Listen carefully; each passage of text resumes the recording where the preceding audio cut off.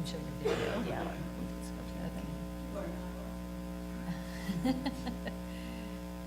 That where? That's right. Okay. And I'll go down to, all right, I'm technically challenged a bit. Okay, hi. So I'm going to go from that light topic to law. I'm a lawyer, and I've been working for Youth Rights and Justice for 10 years, representing children almost exclusively over that time period. So I'm going to tell you, well, first of all, CSEC is the term that we've coined and are using in Multnomah County, and it stands for the Commercial Sexual Exploitation of Children.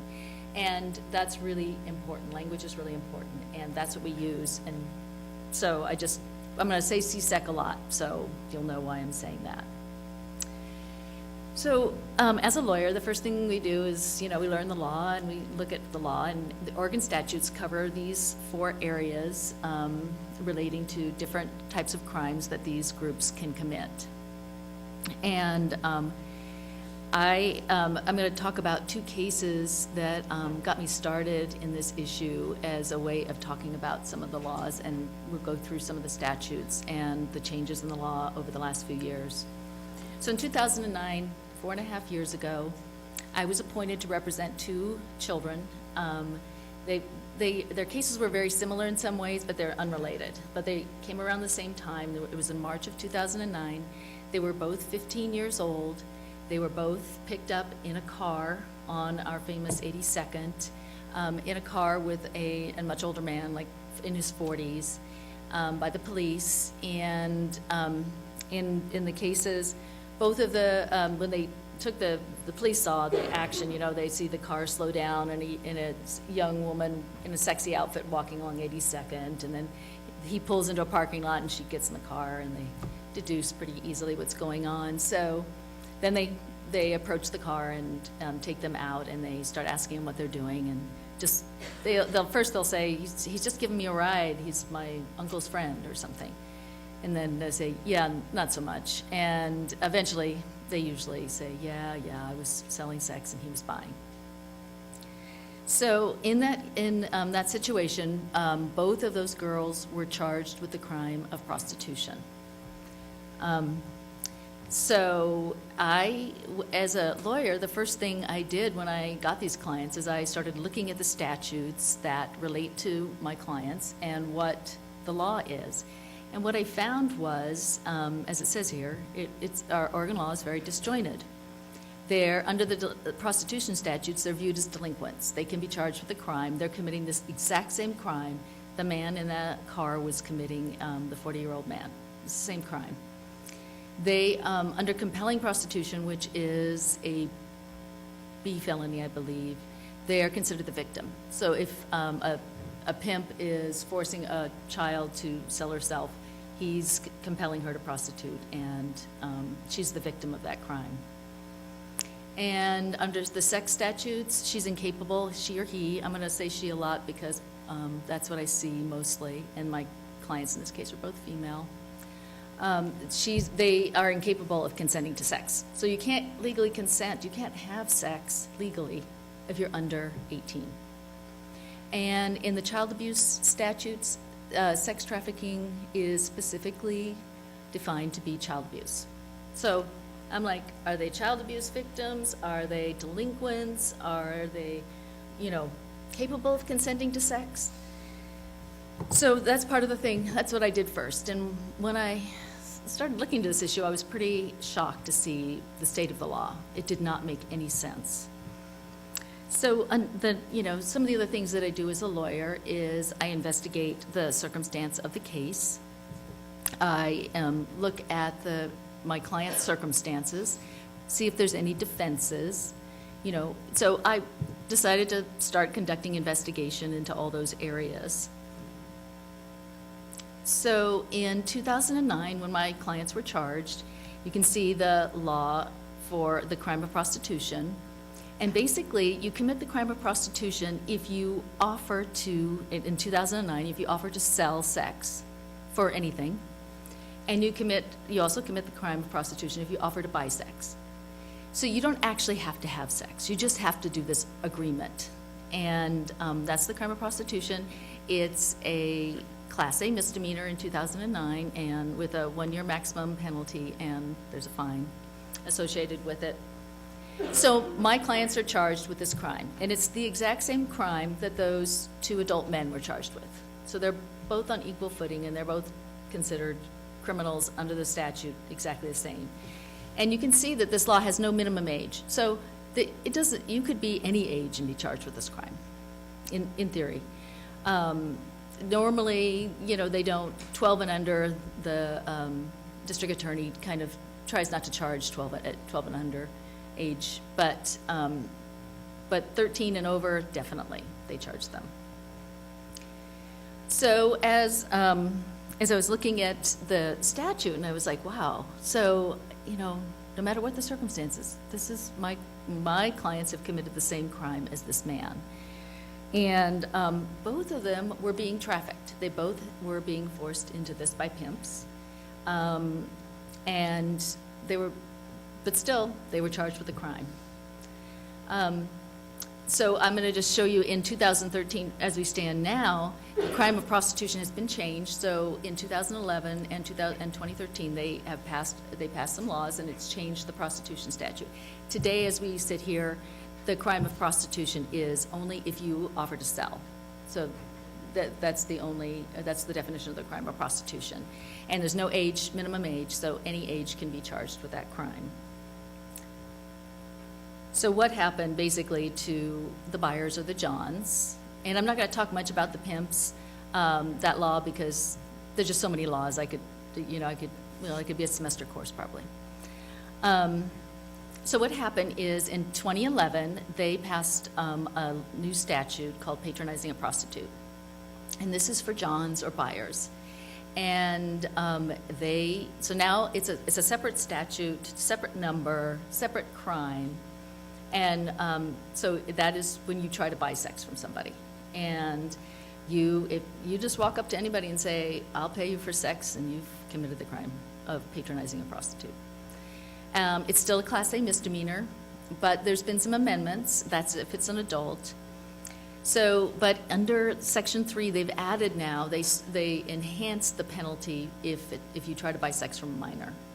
And so they've enhanced the penalty if they're under 18. And basically what they did in 2011, because this law has been changed again, which I'll go over as well, is that they enhanced the penalty in terms of a fine. So in 2011, they said, if you try to buy sex from a minor, you're going to be fined a mandatory $10,000, because we really hate this crime and you're really bad people. So they did that. And if you do it twice, well, it's going to be $20,000. So, and they also put in here a third or subsequent time, you get another $20,000 fine, and you're incarcerated for at least 30 days. Now remember, this is still a Class A misdemeanor, so it's still a misdemeanor, and they could be sent to jail for a year. So it's kind of odd. They already have a year hanging over their heads. Why do we have to, on their third try, do we have to say, well, you got to go to jail for at least 30 days? It's because they're not imposing these penalties, and so they wanted to enhance the law. So,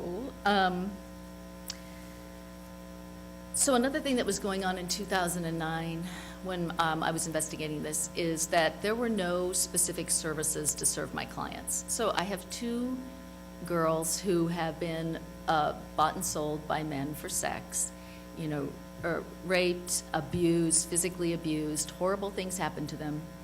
And there's mental health services, but it wasn't specific, and they didn't understand the issue and the trauma around sex trafficked children. There weren't caseworkers at DHS who understood the issues for these kids. Law enforcement certainly didn't. Even the defense attorneys. I was like, what is this about? So at the time, there's no specific treatment facilities. There was no placements that were well informed. So we had basically nothing at that time. So then, this past session, they amended this new statute, the patronizing a prostitute statute. And what they did now is they said, well, it just wasn't enough to consider it still a misdemeanor. So now we're going to make it a Class C felony if you try to buy sex from a child. And they continued the minimum sentences, or the enhancement for the fines. And they've added John's School and, some other enhancements. They said, we're just so mad about this, and, it's not stopping, so we're going to enhance it. And this just went into effect August 1st of this year. So this is very new. It's not even, codified in the statutes yet. One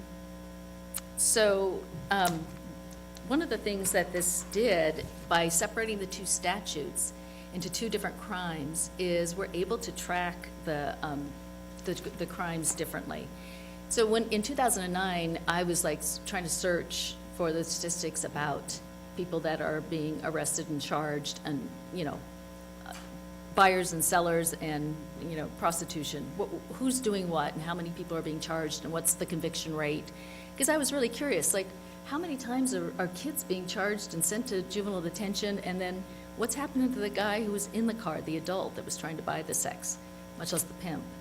And we couldn't separate it out because it was, at that time in 2009, it was under one statute. So they couldn't really tell me what the statistics were back then for the two different crimes. But this has, allowed us to separate them out, and this new statute was passed came into effect January 1st, 2012. So we've had over a year and a half with this new statute on the books. So, when they do a reverse sting, which is where law enforcement posts an ad on Craigslist or Backpage, Craigslist doesn't do it anymore, but Backpage, and post an ad, and they will use some of the terms that Jocelyn mentioned about fresh, young, call me for a good time. So they will post those and, then agree to meet somebody and meet them at a hotel, and they'll come in with cash in hand, and then they can bust them for patronizing a prostitute. And so they will use that, and they do it just to see, not only to arrest them, but they use that hook to see how many people were trying to buy sex with minors. And recently they did a reverse sting, and within minutes of posting, they were getting responses. They had 30 responses in a few hours of people trying to buy sex from this person who was advertising as young and fresh, and not specifically saying they were underage, because you can't. And they had over 1,800 hits in 24 hours. Those are people just going there and checking it out. So a huge number of buyers out there. And so you would think with buyers, there's tons of Johns out there trying to buy sex, and a smaller number selling, and then even a smaller number of pimps controlling them. So I asked for the statistics on this crime now, and the statistics are exactly the opposite of what I would expect to see.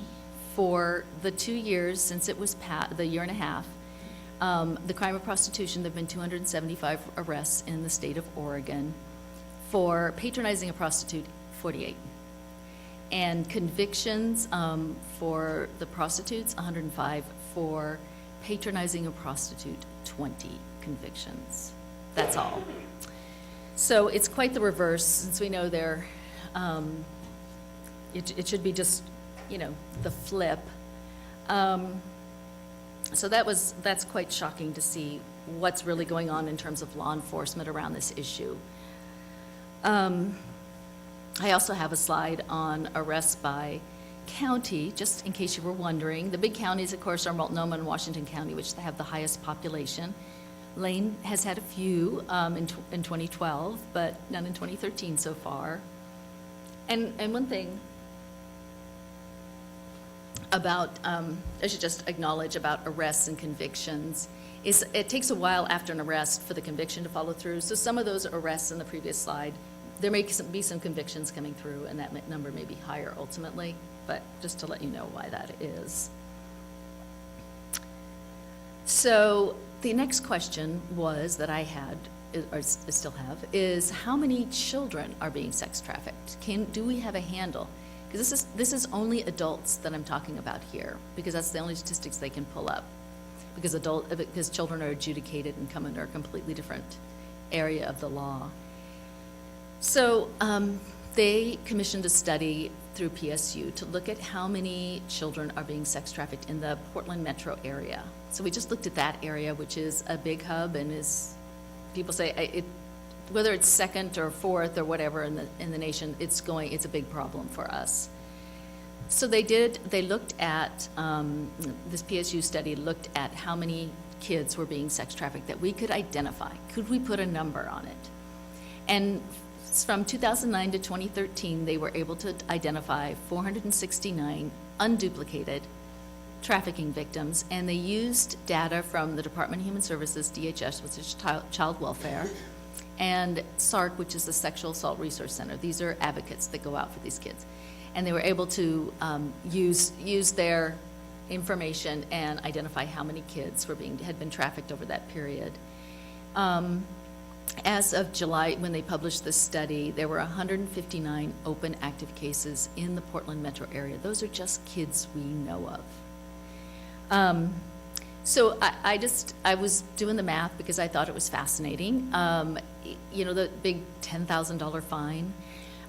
So if we were to say for these 159 kids, there were at least 10 Johns out there that were trying to buy them for sex. And you multiply 159 times 10, and then you multiply that by the $10,000 mandatory minimum fine, and you get nearly $16 million. Well, I've been trying to get the information on exactly how many fines have come in, and as of a few months ago, there were no fines. They had collected none under that statute. They haven't been able to give them to me as of now, because there may be some that have dribbled in. But what happened, I think, is not only do they, look at how many convictions there were. There were so few. So if you make the punishment so onerous, not only are they not going after the buyers, but the punishment is so onerous, every guy is going to go in there and say, oh, woe is me. I've got a wife and kids, to support. I can't pay $10,000. And they're not going to end up paying it. So that's just shocking to me about how that went. Before we go to questions, I do want to tell you what happened with my two clients. So my first client, as I was investigating the law and the circumstances of the alleged incident, I also investigated her background to see, find out about her and to look at if she had some defenses. And she had been raised by her family, but she had been severely neglected by her family. They were involved in substance abuse. And there were over 15 hotline calls to the child welfare, but child welfare never removed her from her abusive situation. She was sexually abused growing up by a relative never got any treatment or support for that. She was, basically a runaway. Her home life was so horrible. She had left her home and she became vulnerable and she was trafficked. So with that information, I went to the district attorney and I said, let me tell you about the circumstances of my client. She was being trafficked by this horrible pimp, and she has this horrible background. She was sexually abused. She's traumatized. Won't you please drop these charges? This is, really a tragic case. And the DA said, well, if she cooperates completely with law enforcement in terms of prosecuting the pimp, and he is convicted, I'll consider dropping the charges. And I went, okay, well, that's not a very good deal, but I have to talk to my client. So we consult with our clients just like any attorney does. And I went to my client and I said, here's the deal being offered by the district attorney. And she looked at me and she said, well, this guy is really bad. He's in gangs, drugs, weapons. All these guys, all these pimps know each other and they have each other's back, and if anybody rats one of them out, if they're in jail, the other guy is going to come and get me. She goes, I know this is all out there. This is not, would not be safe for me to testify. So I went back to the DA and I said, well, how could you keep her safe? What could you do for her? And he said, well, let's get our victim advocate and let's find out what we can do. And basically they came back and said, we could give her a telephone and she could call 911. So I said, okay, she's not going to testify. And, I think you should drop the charges. And if you're not, I'm going to file a motion in the court to dismiss in the interest of justice, and we're going to let a judge decide this. And he goes, yeah, go right ahead. I'm not dropping the charges. So I did that. And so there's a law under the juvenile statutes that allows you to file a motion that basically says, in the interest of justice, you should dismiss this case. And I presented the history of my client and information about her circumstances, and I presented it all in the law and the state, that what was going on in the country around this issue, and filed it. And we set a date and we went into court, and walked into court, and the DA walks in there and we sit down ready to go argue this out, and the DA stood up and said, Your Honor, the state moves to dismiss the charges. So basically in my opinion, he didn't want to be embarrassed at that point, because I had told the circumstances of my client and how horrific they were, and that she was forced to sell her body by this horrible pimp, and she shouldn't be charged with a crime. And she shouldn't have that also held against her and being forced to testify against a dangerous person and no protection offered her. So that was my first case. So the second one was still in progress, and I was investigating the circumstances of this client. And she had been abused, unsurprisingly, as a young child. And her family abuse was sufficient in her circumstances that she was removed by child welfare at a young age, at 4 years old, and placed in foster care. So the state intervened and at some point terminated the parental rights of her parents and placed her adoptively, her and her sister was 1 year younger, and she was sexually abused by her foster father in that home. When she told about the abuse, they didn't believe her. And she was, basically they kicked her out, and she ended up bouncing from foster home to foster home, and ultimately ended up in a circumstances just nobody loved her. She had nobody. She ends up on the streets. She's completely vulnerable to a pimp, and she is also trafficked. And just by the way, ultimately that foster father abused her younger sister, and he was charged, and he confessed and convicted. So I just want you to know that my client was not lying. So again, different DA. So this time I'm like, okay, this is really a sympathetic case. This child really suffered abuse at her family, suffered abuse in foster care. It, was disparaged and considered a liar and sent away and rejected, separated from her sister, everything. So I went to this DA and I said, will you please drop the charges? This is really a sympathetic. She's already a child welfare kid. She has a caseworker. We have residential treatment. We have therapy. She doesn't need the juvenile court. She's already a ward of the court. She doesn't need any more intervention. She has what she needs. Will you dismiss the charges? And he said no. So to just cut to the chase, same thing. I already had the motion. I just changed the facts and the name, filed it again, went into court. Different DA, like I said, came in, stood up. The state moves to dismiss the charges. So just to give you an update on how those cases turned out and how, as a lawyer, I advocated for my clients and worked to, get their charges dismissed. And that's the kind of thing that I do every day. I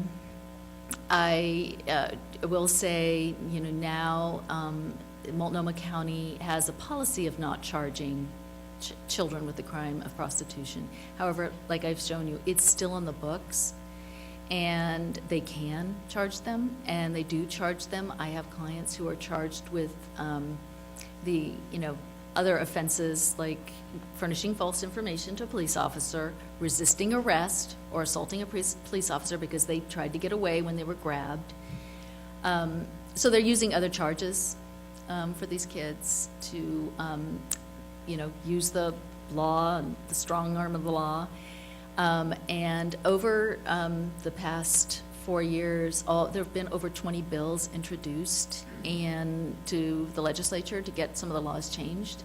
And one of them was to create a defense that if you're a minor and you could have a defense to the crime of prostitution. We couldn't even get that passed.